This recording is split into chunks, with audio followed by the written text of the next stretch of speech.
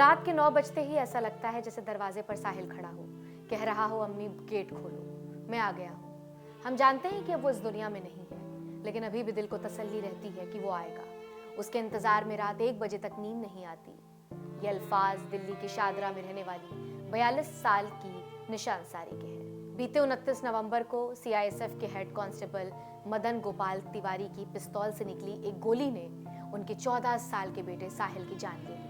अभियुक्त के परिवार ने जानबूझकर गोली मारने के आरोपों से इनकार किया है और कहा है कि गोली चल गई थी। आरोप है कि मदन गोपाल तिवारी ने सिर्फ इसलिए गोली चलाई क्योंकि साहिल उनके भाई के बारात में पैसे लूट रहा था।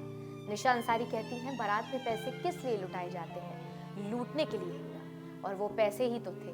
अब वो असली थे या नकली, लेकिन मेरे बेटे पर गोली चला दी गई। ऐसे इंसान को जीने का हक नहीं है। सरकार इसलिए इन्हें बंदूक दे देती है क्या? गोली चलानी है तो बॉर्डर पर चलाएं, आतंकवादी पर चलाएं। मासूम बच्चे ने क्या बिगाड़ा था? साहिल की उम्र महज 14 साल की थी। 6 महीने पहले पिता के शरीर का एक हिस्सा लकवाग्रस्त होने के बाद उन्होंने पास की ही किराने की एक दुकान पर काम करना शुरू किया था। बीते 29 नवंबर की रात काम खत्म कर वो घर के लिए तो निकले, पर घर नहीं पहुंच पाए। उनके पिता सिराजुद्दीन अंसारी बताते हैं, 29 की रात करीब 9 बजे मेरा छोटा बेटा साजिम और उसके साथ 2 बड़े बेटे दौड़ते हुए घर आए और कहने लगे, पापा साहिल को गोली मार दी गई है। मैंने सोचा बच्चे मजाक कर रहे होंगे, लेकिन वो रो रो कर कहने लगे, नहीं मार दिया उसे। मुझे तो शरीर में थोड़ी दिक्कत है तो मैं धीरे धीरे चलता हूँ, इसलिए साहिल की माँ फौरन रवाना हुई। घर से बस थोड़ी ही दूरी पर कम्युनिटी हॉल के पास उन्हें साहिल जमीन पर गिरा हुआ मिला।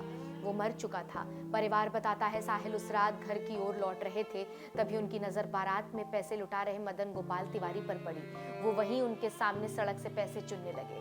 परिवार का आरोप है कि मदन गोपाल तिवारी को ये बात नागवार गुजरी। उन्होंने पहले साहिल को पीटा और फिर उन पर गोली चला दी। घटना से जुड़े एक वीडियो में साहिल सड़क पर गिरे हुए और उनका सिर खून से सना हुआ नजर आ रहा है।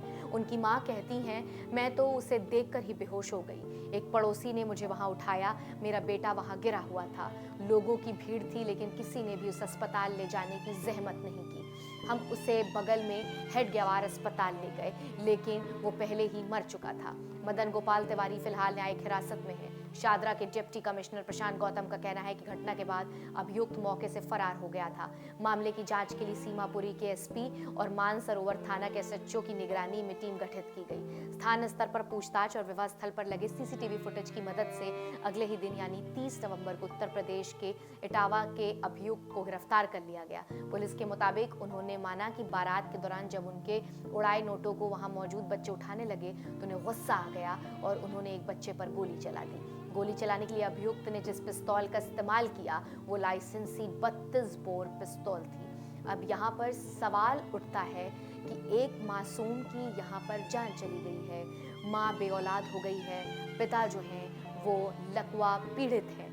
ऐसे में साहिल को कब न्याय मिलेगा? क्या उसकी गलती सिर्फ इतनी सी थी कि उसने पैसे की लालच में उन पैसों को चुनने के लिए वो आगे बढ़ा और बदले में तिवारी साहब ने उन पर गोलियां बरसा दी।